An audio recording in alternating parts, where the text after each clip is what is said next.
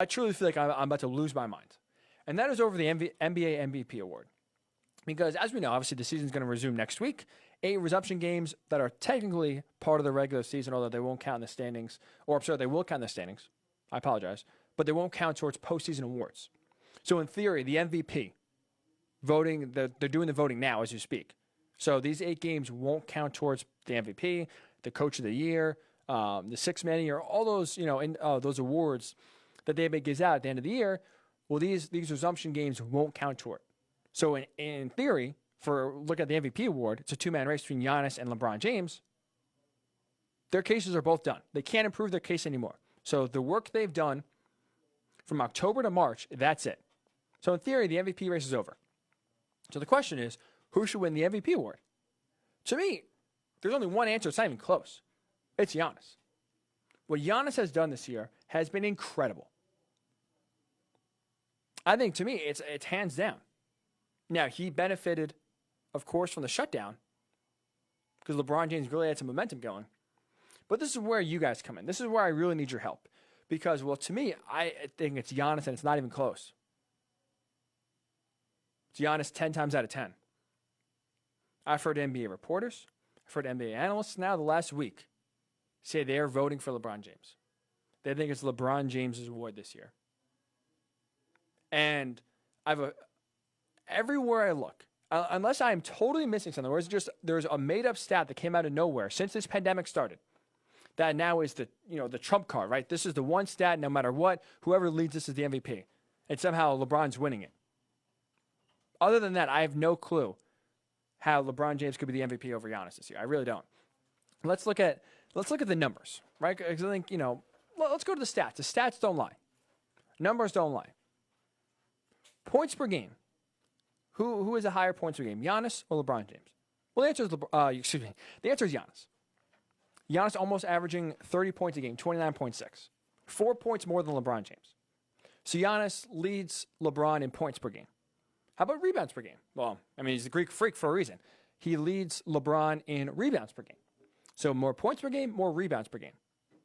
Now, this is the only stat I'm going to read off here where LeBron actually is leading Giannis assists per game. LeBron's averaging over 10 assists per game. Highest of his career. Great year distributing the ball. So Giannis has points and rebounds, LeBron has assists. How about field goal percentage? Well, Giannis again. Shooting almost 55% from the field. How about, let's go team success, right? Because similar to the NFL with quarterbacks, we look at the team record, right? The quarterback position is the only position in the NFL where we equate wins and losses and we put it on their record. Chiefs go 12-4. Patrick Mahomes had a great year. Despite maybe himself not doing too great. Teams' wins and losses are put on the shoulders of the quarterback. Teams' wins and losses are put on the star player for each team. So look at the record, right? Okay, the Lakers having a great year. The Bucks having a great year. The Bucks are 53-12. They're having an outstanding year in the East. The Lakers are 49-14. So, okay, another check mark towards Giannis. Bucks have more wins. How about let's go a little analytics. How about that? Because obviously, points, rebounds, assists, field goal percentage, those are great stats. But for the most part, also, we can look at, some deep dive of stats, some deep analytical stats to really show, okay, how about their efficiency when they're on the court? Because you can get some hollow stats. You can average 30 points per game. But if you are the only player scoring, if your team is down by 30 every game, it doesn't mean too much. So I have 2 analytical stats I want to share with you. PER, which is the measure of basically per minute production. So every minute you're on the court, basically analyzes what is your productivity when you're out there. The NBA average is 31. Excuse me. The NBA average is 15. Giannis is at a 31. So he beats LeBron there. LeBron's at 26. Giannis is at 31. So PER favors Giannis. Win share, how about this? Win share is very easy. Estimate of number of wins contributed by a player. So basically, all right, how much wins is this person good for? Guess what? Giannis leads that category as well. So win share, PER, team record, field goal percentage, rebounds per game, points per game, all favor Giannis.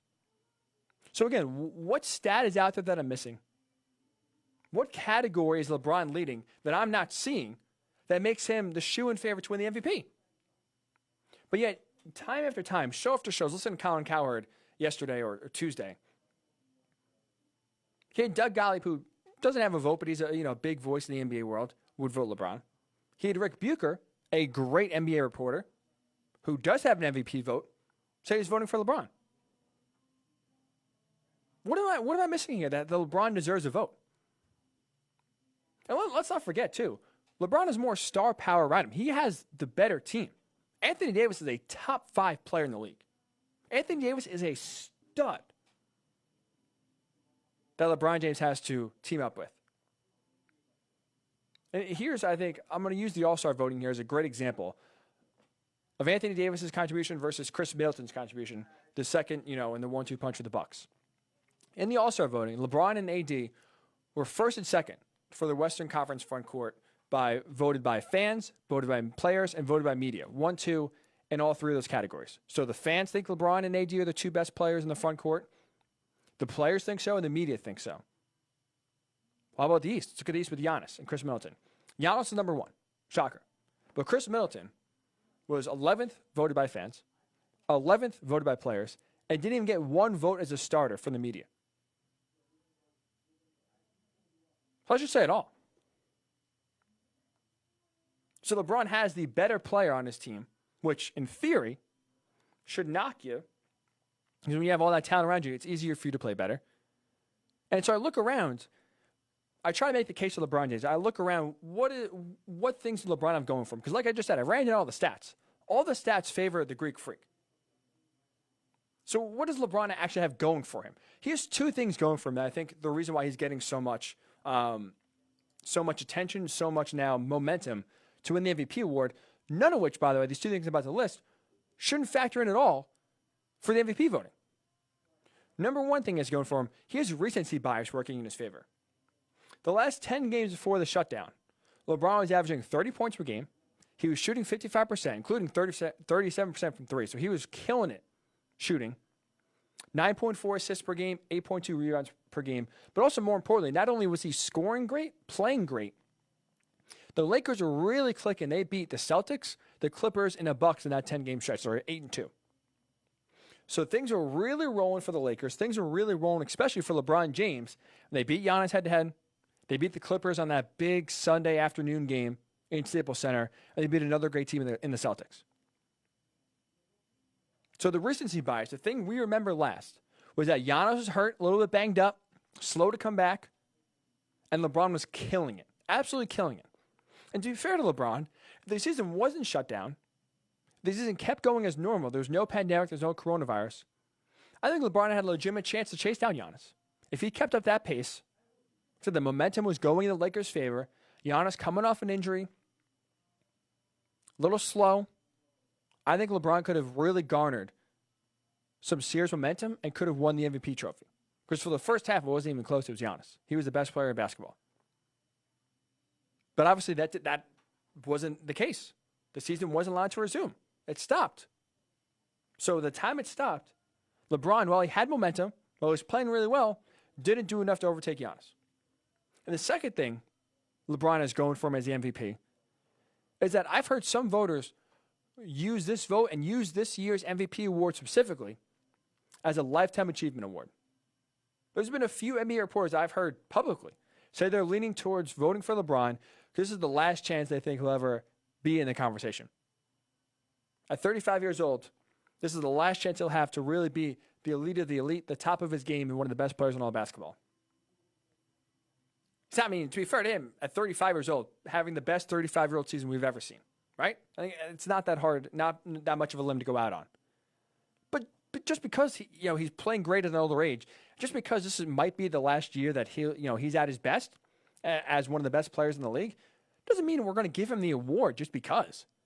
Just because Giannis, he's young, he'll be here again. We'll give him probably another MVP award. That's not how this works.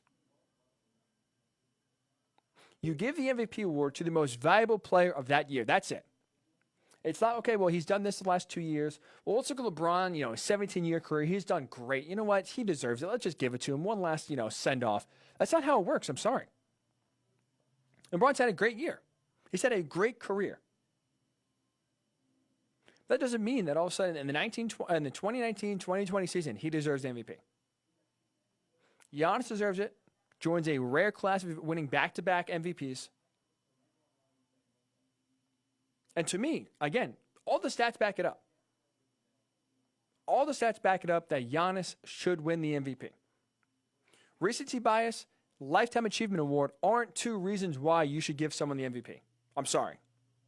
So LeBron, you've had a great year. If you win a title, I'm sure it's more important than winning an MVP trophy. You're right there. But because you're lacking in the stats, because you had a great 10 games, doesn't mean that all of a sudden now I'll give you the MVP because you had a great 10-game stretch. I'm sorry. So for me, that's where you guys come in as the audience. Am I crazy? Am I the crazy one? Like I said, a lot of people publicly are voting for Giannis this year. Excuse me, for LeBron this year. I apologize. A lot of people are voting Giannis, and I don't get it because I've just laid out the stats. Points, rebounds, team record, win share, field goal percentage. I can go on and on. Giannis leads every stat. Giannis doesn't have an Anthony Davis by his side. Like Khris Middleton. He's a good player. He's a really good player this year. But Anthony Davis is a top 5 player in the league. That makes your job a hell of a lot easier when you're LeBron James, when you have that guy to pass the ball to, when you have defenses worried about that guy as well. It opens up a lot of pass lanes. It opens up a lot of scoring lanes now. When defense have to basically pick their poison, are we going to stop AD or are we going to stop LeBron? So for me, it's Giannis, and it's not even close.